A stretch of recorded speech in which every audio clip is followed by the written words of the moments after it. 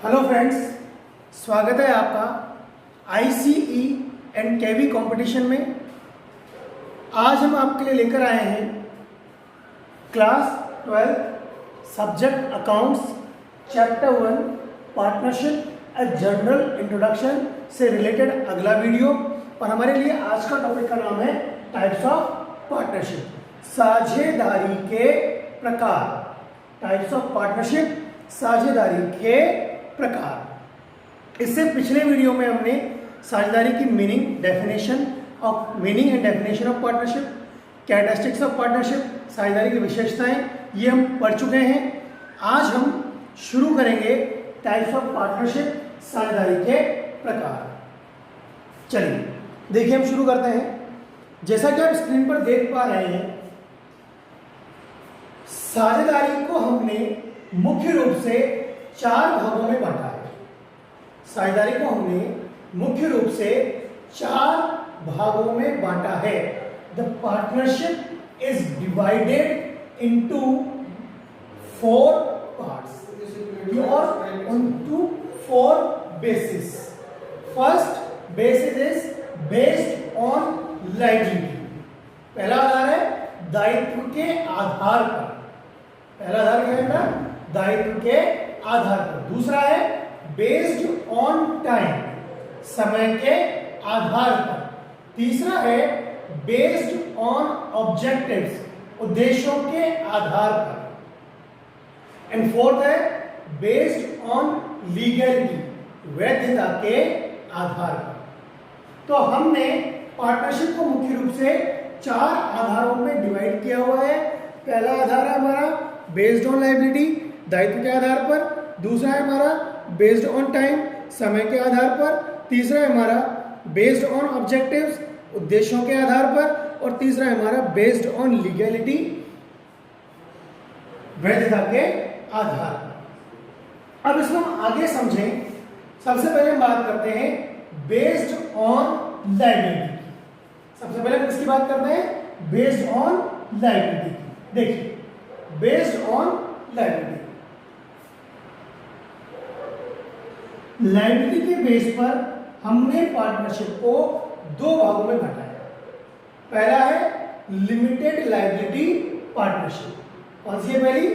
Limited liability partnership. और दूसरी है अनलिमिटेड लायबिलिटी पार्टनरशिप।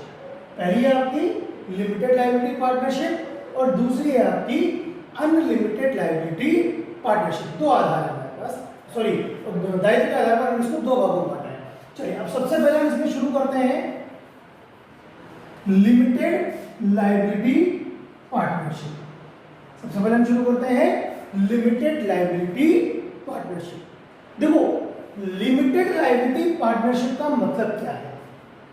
हमने आपको लायबिलिटी के बेस पर पार्टनरशिप को डिवाइड करने के लिए या किसी भी चीज के लिए पिछले वीडियो में एक बात बताई थी। दायित्व के आधार पर लायबिलिटी के बेस पर हमने 2 बातें कही थी। एक हमने कही थी लिमिटेड लायबिलिटी की, दूसरी हमने कही थी अनलिमिटेड लायबिलिटी की।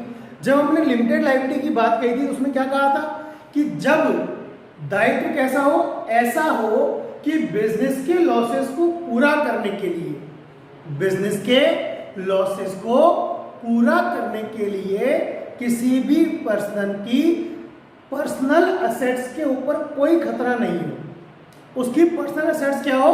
सेफ हो, तो वो तो होती है लिमिटेड लायबिलिटी। और अनलिमिटेड लायबिलिटी कौन सी होती है?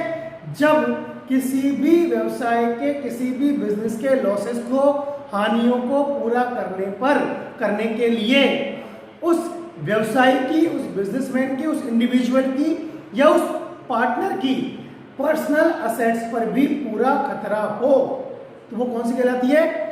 Unlimited liability. ये बात हमें समझ में आ गई? तो बिल्कुल इसी आधार पर हम इनको डिवाइड करेंगे।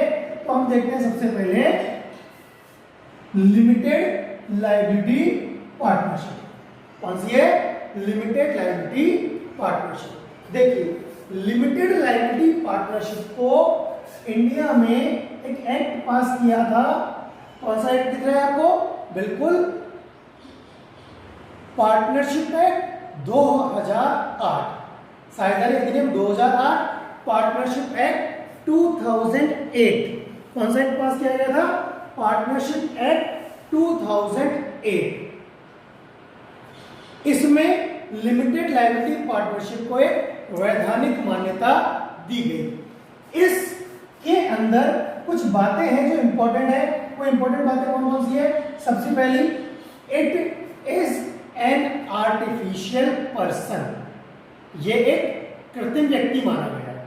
लिमिटेड लायबिलिटी पार्टनरशिप को क्या माना गया है? कृत्रिम व्यक्ति माना गया। दूसरी बात क्या है इसके अंदर इंपॉर्टेंट?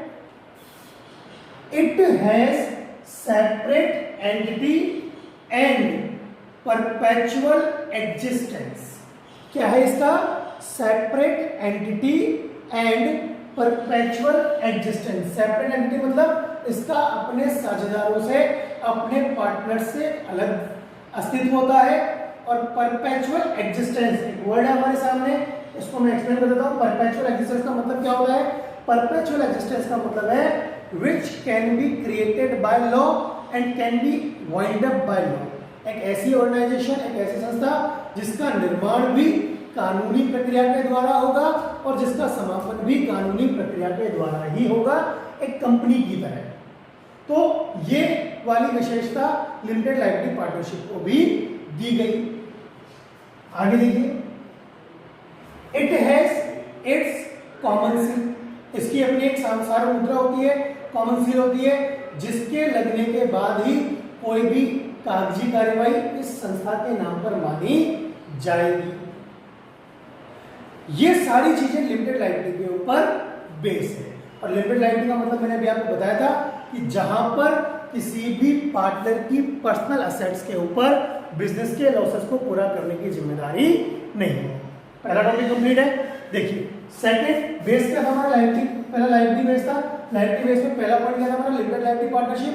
अब हम सेकंड देखते हैं इसके अंदर, अनलिमिटेड लायबिलिटी पार्टनरशिप। मैंने इस वीडियो के स्टार्टिंग में आपको बता दिया है, अनलिमिटेड लायबिलिटी पार्टनरशिप का मतलब इतनी सी बात होती है कि जहां पर बिजनेस के लॉसेस को पूरा करने के लिए पार्टनर्स की पर्सनल असेट्स भी रिस्पॉन्सिबल हो, क्या कहलाती है?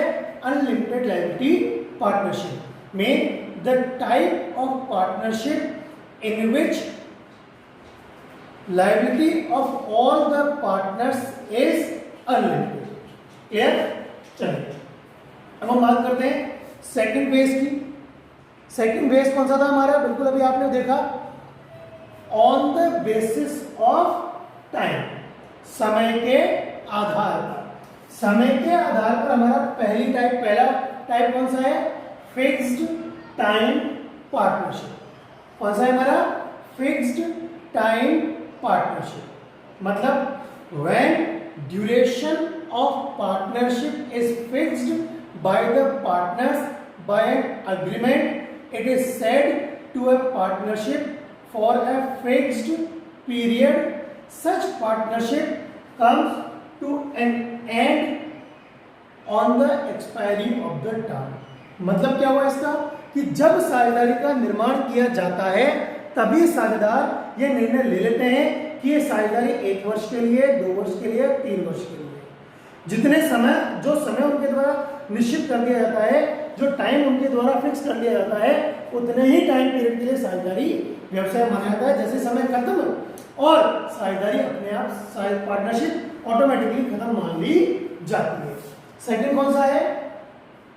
देखिए, सेकंड है इसका non fixed time partnership. Non fixed time partnership, इसमें पार्टनरशिप की कोई ड्यूरेशन नहीं रहती है। जब तक पार्टनर्स चाहे वो पार्टनरशिप उनकी कंटिन्यू रहती है।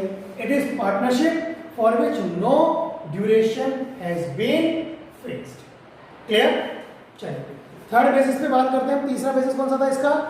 पार्टनरशिप अकॉर्डिंग टू ऑब्जेक्ट्स, उद्देश्य के आधार पर साझेदारी। कौन सा है? उद्देश्य के आधार पर साझेदारी, पार्टनरशिप अकॉर्डिंग टू ऑब्जेक्ट्स। ठीक है, अब इसमें भी 2 प्रकार है according to, on the basis of objects की। सबसे पहला कौन सा है? पार्टनरशिप एट विल, इच्छा के आधार पर साझेदारी। If all the partners wish to continue the business even after the expiry of the fixed term, the partnership becomes partnership at will.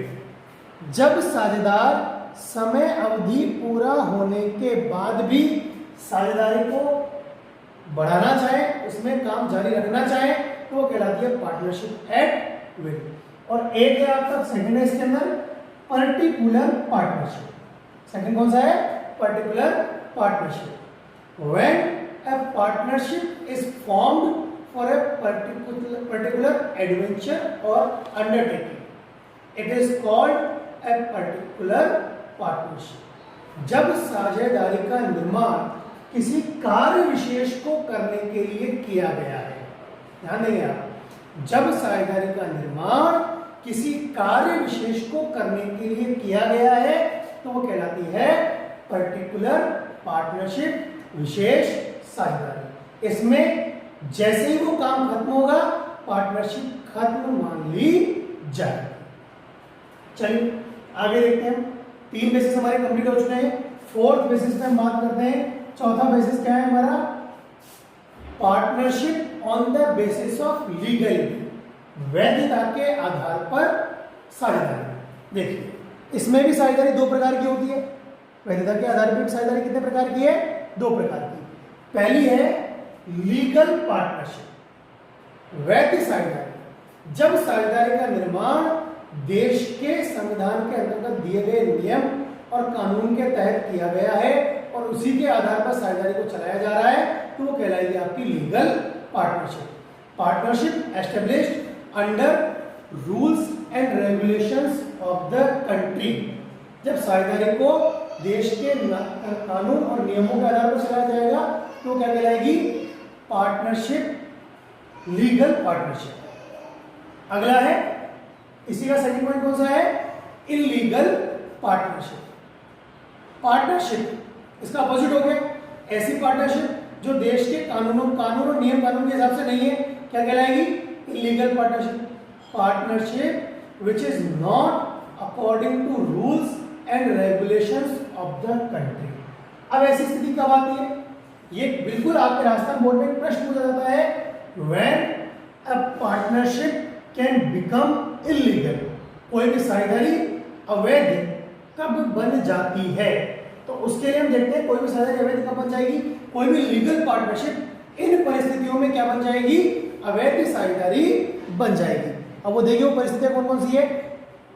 देखिए पहली परिस्थिति है when partnership is established for illegal purpose. जब साझेदारी का निर्माण किसी इलीगल मतलब अवैधानिक उद्देश्य के लिए, गैर कानूनी उद्देश्य के लिए किया गया हो। दूसरा, when number of partners is less than 2 and more than 50। जब साझेदारों संख्या 2 से कम रह जाए या साझेदारों संख्या 50 से अधिक हो जाए, इस स्थिति में भी क्या माना जाएगा? साझेदारी को इलीगल माना जाएगा, पार्टनरशिप को इलीगल माना जाएगा। Third, when the business of the firm is against public policy और इंटरनेशनल पॉलिसी। जब कोई भी व्यवसाय, किसी भी साझेदारी का व्यवसाय जो किया जा रहा है साझेदारी द्वारा, वो सार्वजनिक हित या अंतरराष्ट्रीय नीतियों के विरुद्ध हो, इंटरनेशनल पॉलिसीज के अगेंस्ट हो, तो भी उसे क्या माना जाएगा? इलीगल पार्टनरशिप मान लिया जाएगा। And next and last, when a person of an aligned nation is admitted as a partner in firm। align एक शब्द है आपका यहाँ पर, align का मतलब होता है एनिमी, शत्रु। जब किसी शत्रु देश का नागरिक आपकी साझेदारी में साझेदार बन जाता है तो भी उस साझेदारी को क्या माना जाएगा? इलीगल पार्टनरशिप माना जाएगा। तो ये आपका हमारा आज का टॉपिक था, टाइप्स ऑफ पार्टनरशिप, साझेदारी के प्रकार। तो ये आपका आज का टॉपिक कंप्लीट है। जिन लोगों ने अब तक हमारा चैनल सब्सक्राइब नहीं किया, हमारा चैनल सब्सक्राइब करें, वीडियो को लाइक करें और अगला वीडियो आपको जल्दी दिया जाएगा जिसमें हमारा टॉपिक होगा पार्टनरशिप डीड। Thank you.